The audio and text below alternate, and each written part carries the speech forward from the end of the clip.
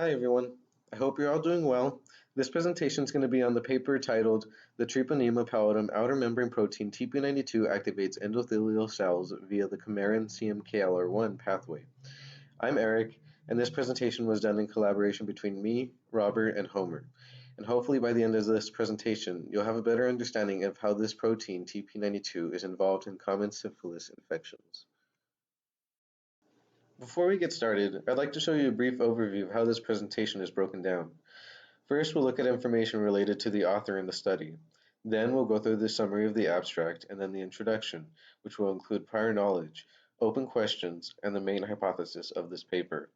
Then we'll look at each figure, their methods, and the results. And then finally, we'll look at possible future directions of research. The authors of the study are Ruili Zhang and Qianqiu Wang. The affiliation of Ruili Zhang is the Department of Dermatology at the Second Affiliated Hospital of Nanjing Medical University in Nanjing, China. The affiliations of Qianqiu Wang are the Institute of Dermatology at the Chinese Academy of Medical Sciences and Peking Union Medical College and National Center for STD Control, and China Centers for Disease Control and Prevention, both in Nanjing, China. This study was published in the International Journal of Medical Microbiology, which has an impact factor of 3.362. There are some important terms that you will need to know for this presentation. Endothelial cell activation is a pro-inflammatory response by endothelial cells, facilitating leukocyte infiltration and attachment to vessel walls.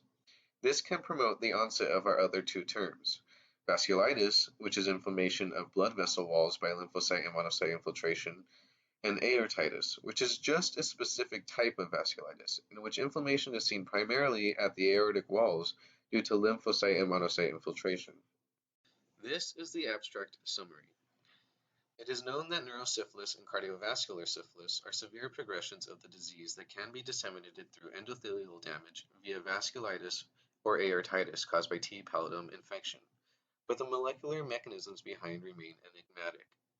The first outer membrane protein identified on T. pallidum was TP92, which has homologs in other species that play important roles in cell attachment, inflammation, and tissue destruction. This study looked into the effect of TP92 on endothelial cell activation.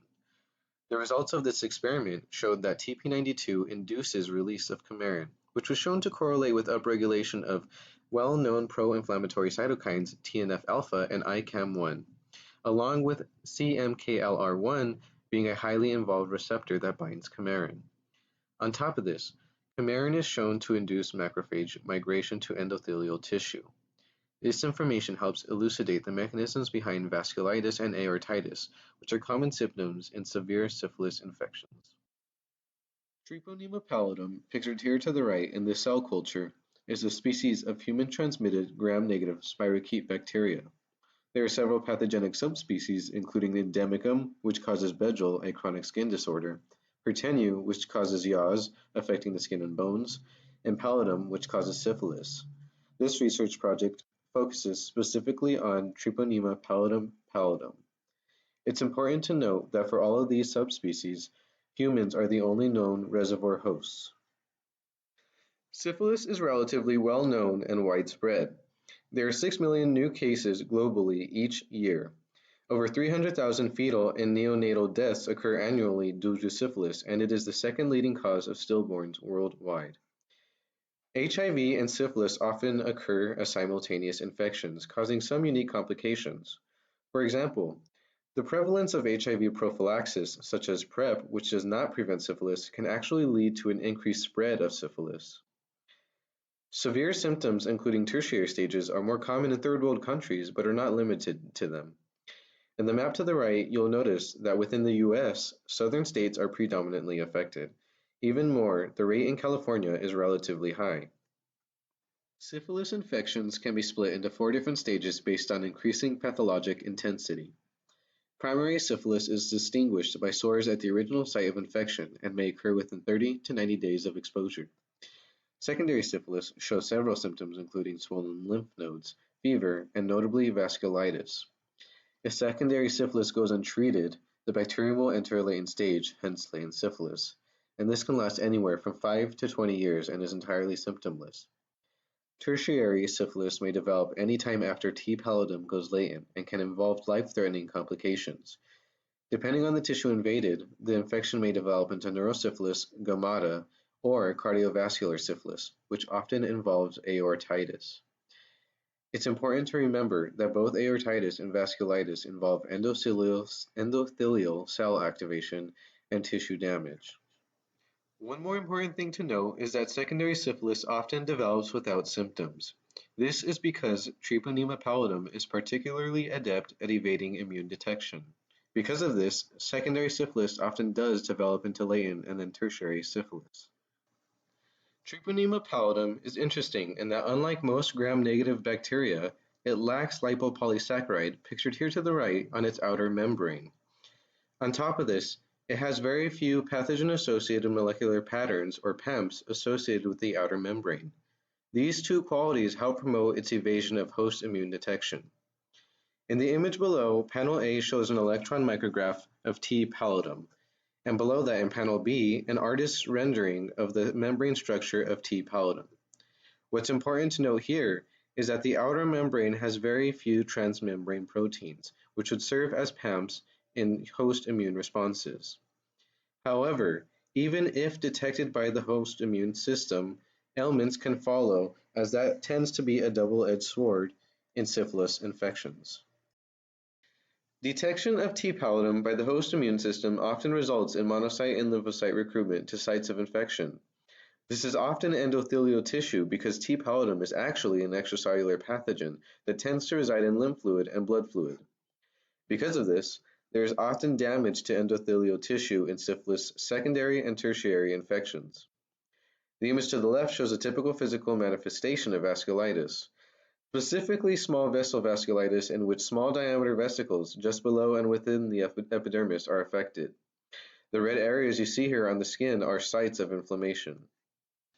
On top of the physical evidence of inflammation, histopathological evidence of lymphocyte and monocyte infiltration has been shown in patients and animal models. One such example is the research done by medical researcher Dr. Roger Biard, who studied cardiovascular syphilis. Below is an image from the case of a patient who died to untreated tertiary syphilis infection. The tissue here was taken from the edge of a gumma. Gummas are basically a type of granuloma, which are growths due to aggressive lymphocyte and monocyte infiltration.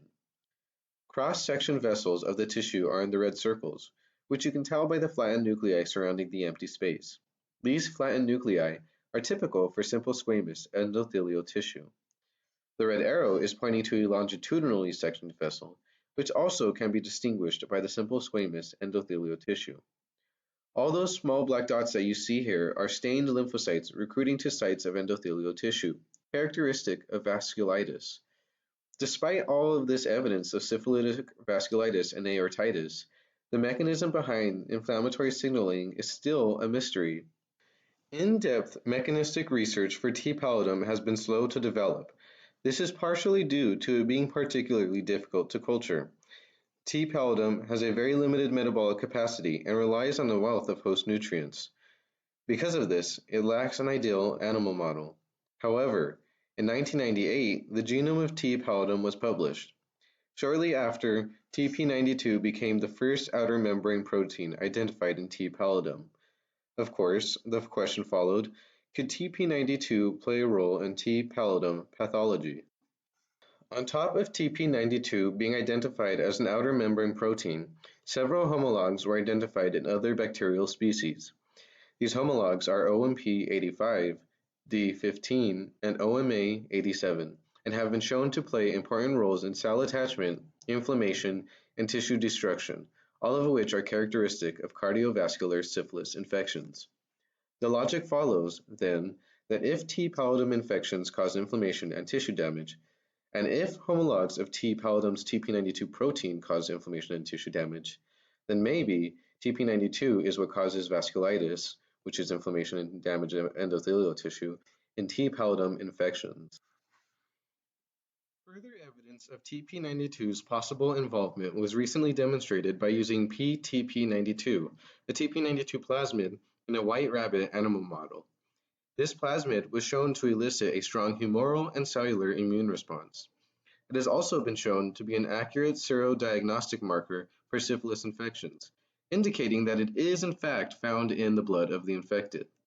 Lastly, the current researchers previously demonstrated that TP92 activation of human umbilical vein endothelial cells, or HUVECs, resulted in an upregulation of the adipocytokine coumarin. Coumarin, as previously mentioned, is a novel adipocytokine and chemoattractant that is involved in a somewhat broad range of metabolic pathways.